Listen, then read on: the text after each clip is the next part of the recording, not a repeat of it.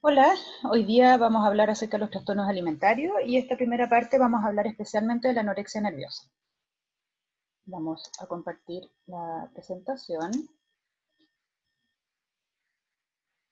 Aquí está. Y vamos a partir entonces hablando de los trastornos de la conducta alimentaria. Los trastornos de la conducta alimentaria son problemas de salud pública hoy en día. Es alarmante el incremento, sobre todo en las últimas décadas, del porcentaje de pacientes que presentan el trastorno alimentario. Algunos pacientes presentan pasos de un tipo de trastorno alimentario a otro tipo de trastorno alimentario, o algunos se quedan en un tipo en especial. Este, este resumen que está acá es como un poco los más frecuentes de un tipo de resumen de trastornos alimentarios. Nosotros nos vamos a enfocar específicamente en los más frecuentes en adultos, que es la anorexia nerviosa y la bulimia nerviosa, y en esta primera parte vamos a hablar más acerca de la anorexia nerviosa. La pica se puede dar tanto en niños como en adultos, en general es muy frecuente en niños, y es este consumo de sustancias que son raras, por así decirlo, no habituales. Por ejemplo, comer hielo, comer tierra, comer cal, comer papel. Y en general, muchas veces cuando uno va a investigar un poco más de la pica, ve que hay efectivamente algún tipo de anemia asociada o cosas así. Mucha gente que tiene craving por hielo, por ejemplo, tiene como un síntoma de anemia. Después está el trastorno por rumiación, que es como se llama como mantener un poco constantemente la comida en la boca, es más frecuente en niños, y a veces se asocia también a alteraciones neurológicas. El trastorno por ingestión restrictiva o evitación de los alimentos también tiene a ser más en niños, son cuadros más de psiquiatría infantil, pero es esto de que la persona no quiere comer ciertos alimentos o no quiere comer alimentos, no especialmente para tener un físico de alguna manera en especial, sino que porque hay alimentos que le caen mal, que le molestan, etc. En general, en la población general, es más frecuente la bulimia que la anorexia. Ambos trastornos son más frecuentes en mujeres, generalmente son trastornos que empiezan en la adolescencia, probablemente es un poquito más frecuente, más temprano la edad de inicio de la anorexia nerviosa, pero ha ido aumentando con frecuencia el porcentaje del trastorno por atracones. El trastorno por atracones lo vamos a ver en la segunda cápsula. ¿Cuál es el rol del médico general en los trastornos alimentarios? Primero es la sospecha diagnóstica, o sea, primero para poder sospechar uno tiene que saber que existen, y efectivamente brindar el tratamiento inicial.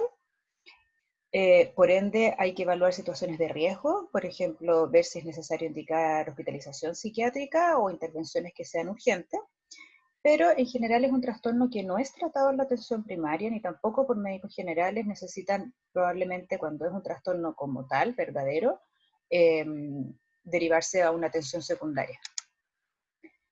Estos son cuadros clásicos de mujeres famosas que han tenido anorexia. La Karen Carpenter falleció de anorexia.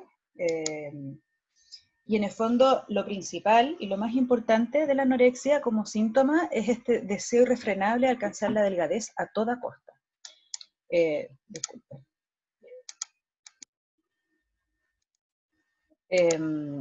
La, la epidemiología de la anorexia nerviosa, como les contaba antes, generalmente alrededor del 90% de casos son mujeres, pero en el último tiempo han ido aumentando los casos en hombres, tanto en hombres heterosexuales como homosexuales, como transexuales.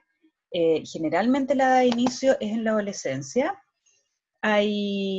Y de hecho se ha visto que en los últimos años se ha ido adelantando cada vez más la edad de inicio, o sea, incluso llegando a niñas premenárquicas. Pero como está escrito ahí, en general la edad de inicio puede ser entre los 10 o incluso casos en que inician en los 30 años, que es más raro. Y tiende a ser también un trastorno que puede ser más frecuente en las zonas urbanizadas y de altos ingresos, de altos niveles socioeconómicos, comparado con otros trastornos psiquiátricos que tienden a ser más frecuentes en zonas o que puede ser un factor de riesgo la marginalidad o la pobreza. En este caso, al parecer, la industrialización y el nivel socioeconómico más alto tiende a ser un factor de riesgo. La clínica es este deseo irrefrenable de alcanzar la delgadez, hay un temor exagerado por ganar de peso, sienten que si se comen una lechuga están engordando porque la pared celular de la lechuga tiene carbohidratos y empiezan a componer y a tener fantasías acerca de los efectos de los medicamentos. Generalmente hay una distorsión de la imagen corporal y si no está la distorsión de la imagen corporal, eso, por ejemplo, una de las cosas que uno puede hacer con ellas es pedirles que se dibujen cómo se ven su silueta. Y normalmente dibujan siluetas anchas, grandes, cuando están caquéticas casi. Y esta baja de peso, que en general no se ve, por ejemplo, en las pacientes bulímicas. Las pacientes bulímicas no necesariamente tienen que tener baja de peso, la anorexia sí. Y generalmente se debe como a la restricción alimentaria, pero también puede estar asociado a purgas o excesivo ejercicio. Las purgas, cuando hablamos de purgas, generalmente nos referimos, por ejemplo, a que se induzcan vómitos, a que usen laxantes, en el fondo es cualquier cosa que elimine líquidos del cuerpo. El uso de enemas, de diuréticos, etc. Cuando uno está con un paciente que tiene un trastorno alimentario, en general va a tener una conducta peculiar en relación a la alimentación. Empiezan a jugar con la comida, separan las cosas para acá, después para allá, tratan de como demorarse harto, comer bien lentamente. Y además que si uno les hace un comentario pueden ser súper hiperreactivos al tema de que te metís tú en lo que estoy comiendo yo, que no sé, como así. Y además empiezan a tener muchas veces, y más como regla que como excepción, síntomas depresivos y ansiosos. De hecho, la desnutrición en sí también se asocia a síntomas depresivos y ansiosos. Las pacientes anoréxicas en general no tienen conciencia de enfermedad, entonces no son ellas las que consultan. Generalmente o es el médico o el pediatra que está haciendo una atención sana, por ejemplo, y que empieza a darse cuenta que la adolescente está demasiado delgada, que está usando ropa muy ancha, que la pesa y en verdad no ha subido de peso y está más alta, entonces parece ser que está más baja, o sea, perdón, que ha perdido peso. Si uno les comenta, se ponen media suspicaces, media hipercríticas, que no se metan en eso. Las mamás a veces se pueden dar cuenta que pueden haber un aislamiento social, que ya no tienen los intereses ni las actividades de antes, probablemente se complican para ir a las casas de amigas, porque cómo lo van a hacer para comer allá. Obviamente eso no lo comunican, pero en el fondo empiezan a dejar de juntarse con otra gente que puede hacerle comentarios acerca de la comida. Al examen físico, obviamente que están delgadas, pueden estar deshidratadas, pueden tener la piel amarillenta, seca, pueden empezar a tener lanugo cuando ya ¿cómo se llama? La desnutrición es importante. Hay que fijarse en la parte de atrás de los dientes que pueden tener alteraciones de la erosión dental por los vómitos. El signo de Russell, que son estas como erosiones en los nudillos por inducirse el vómito y que se raspan con los dientes. La hipertrofia parotidia, que a uno les toca acá y se siente como un aumento de volumen, que es por la hipersalivación inducida por los vómitos, y signos carenciales específicos de la desnutrición. Los criterios diagnósticos del DCM primero, son tres lo más importante. Primero es este rechazo a mantener el peso corporal normal o sobre lo mínimo, es decir, un IMC bajo el 18,5. Y un intenso temor al aumento de peso o la gordura, incluso estando desnutrido. Y una distorsión de cómo se experimenta la silueta corporal o una influencia inapropiada del peso en la autoevaluación o una negación de la severidad de la baja de peso. Aquí hay varias como criterios mezclados, pero en el fondo lo que uno ve son pacientes que efectivamente si engordaron 200 gramos pueden no querer salir a la calle porque se sienten unas vacas. Y como que el peso va unido a su autoestima. Entonces, eso, que es una distorsión cognitiva, es parte de lo que hay que ir trabajando con los pacientes. Cuando hablamos de tipos de anorexia nerviosa, es un poco lo que hablábamos antes acerca de las purgas, que está el tipo restrictivo, en que en el fondo no hay atracones ni purgas, que es solamente anorexia en el fondo. La paciente hace ayuno, hace dietas súper estrictas, y vive haciendo ejercicio para que en el fondo si yo estuve toda una tarde sentada en el computador porque estuve estudiando, entonces estoy engordando porque no bajé de peso, entonces pues se hacen 300 abdominales en la tarde. Y el tipo compulsivo o purgativo, que generalmente tiene asociado, además de la baja de peso y de los periodos de dieta y de ayuno, puede tener periodos en que pueden tener comilonas o atracones, que en el fondo es ingerir grandes cantidades de hidratos de calorías en poco tiempo. Y generalmente cuando hay comilona, pueden haber purgas, que es esto que hablábamos de los vómitos o los usos diuréticos, enema. ¿Por qué se producen los trastornos alimentarios y especialmente la anorexia nerviosa? No está muy claro, pero sí hay varias teorías, desde psicológicas, socioculturales y biológicas. Aquí la teoría sistémica es bien importante. Muchas veces cuando hay un paciente anoréxico se ve una patología en la familia que no es una patología muy clara, pero es como si vieran como un hipercontrol, como en general la niña anoréxica es una niña como bien perfeccionista, bien obsesiva, bien estricta, bien escrupulosa y que puede tener una muy buena relación con su mamá, es como la hija perfecta. Y en el fondo como un poco la teoría es que la manera de rebelarse y de separarse de esta madre es de empezar a comer lo que ella se mete a la boca. Y ahí empieza un poco la teoría un poco de que esta relación media simbiótica, dañina con su mamá, pudiera ser que estuviera manteniendo un poco la anorexia. Hay teorías psicoanalíticas, por ejemplo, de que como esto siempre se inicia un poquito antes o cerca de la menarquia, del inicio de la proyectada, puede ser un rechazo a la sexualidad, un rechazo a ser mujer, un rechazo a ser deseada, también puede ser un rechazo como al objeto materno introyectado. Eh, Hay distintas teorías en este aspecto. Acerca de las teorías socioculturales son muy importantes porque efectivamente el aumento de la anorexia se ve muy ligado a la mano de culturas en que valoran mucho la delgadez y la belleza. Por eso se han empezado a hacer como todas estas, eh, como, como como repensar la cultura, por ejemplo, y de que no se acepten modelos que tengan tallas 34 y 36, sino que tratar de que sean tallas más saludables, de que la ropa no ponga las tallas más chicas de lo que realmente son, porque efectivamente todo ese tipo de cosas se ha visto que pueden propiciar, si no propiamente la conducta, o sea, a lo mejor no propiamente un trastorno anoréxico, sí conductas anoréxicas. Además que en general los trastornos alimentarios tienen algo bien particular, que es que como entre comillas se ponen de moda en grupos de amigas, entonces se puede ir pegando. Y eso mismo que se ve en los grupos de amigas también se ve cómo influye cuando la cultura y la moda es muy importante el tema de que la delgadez es sinónimo de belleza. ¿Ya? Y también hay teorías biológicas, porque efectivamente no está tan claro, pero sí hay un poco de estudio en gemelos homocigotos que pueden tener una mayor frecuencia. Entonces, al parecer, uno podría tender a como heredar cierta predisposición a trastornos alimentarios. Y por otro lado, también se ven alteraciones en niveles plasmáticos de algunos neurotransmisores como la noradrenalina, la serotonina, etcétera, pero tampoco está muy claro si es que estas alteraciones que encontramos a nivel biológico son consecuencias o causas del trastorno anoréxico.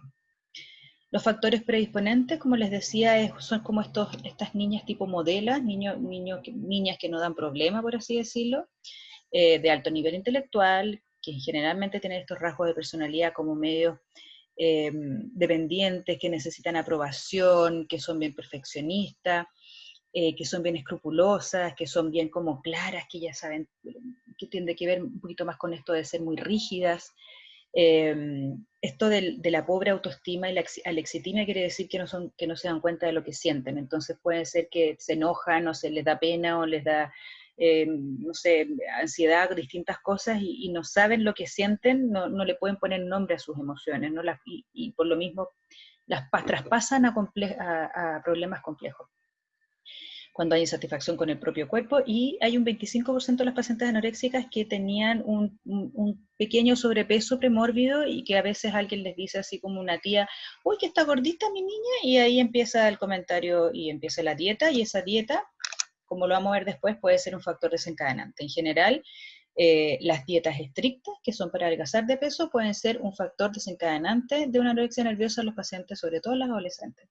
También se ven, por ejemplo, cuando hay alguna pérdida importante, un fracaso de relación, estos comentarios que yo les decía a la tía que la ve gordita, o, o de repente como algunas cosas medias obsesivas con el deporte, etcétera, que pueden ser factores desencadenantes. Y los factores perpetuantes son bastante interesantes porque efectivamente la desnutrición propiamente tal se asocia a mantener esta conducta anoréxica. La distorsión de la imagen corporal es muy importante de tratar porque efectivamente mantiene también la conducta anoréxica. la estructura de la personalidad y esta interacción familiar y las presiones culturales. Por eso es importante tratarla. La comorbilidad, como les decía, es muy alta, es más la regla que la excepción.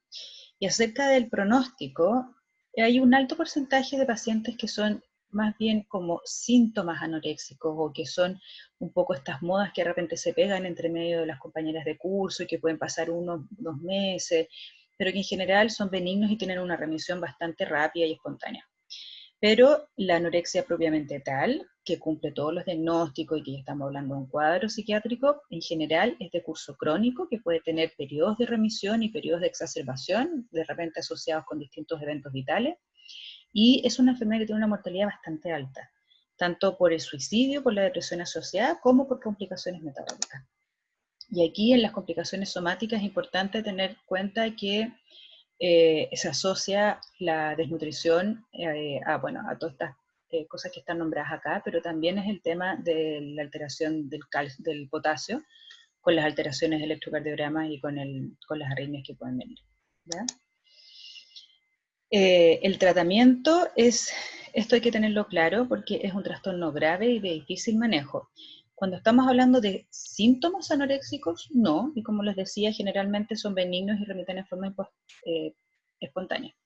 Más que nada con psicoeducación, cosas así, con evaluaciones, etc.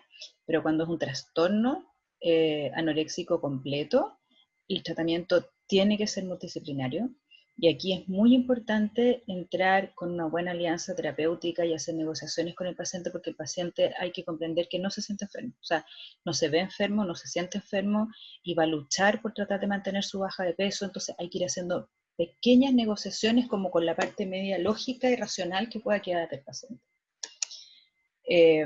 Obviamente el objetivo del tratamiento, lo primero es resolver la urgencia biológica y después manejar los otros aspectos que hablamos, más psicológicos, familiares, ambientales, que puedan estar alterando la mantención. Y entonces aquí el rol del médico general es efectivamente hacer esta evaluación del riesgo vital, ¿ya? O sea, hay que pedir exámenes, hay que evaluar un poco del nivel de desnutrición y de alteración que pueden tener, y deshidratación, etc.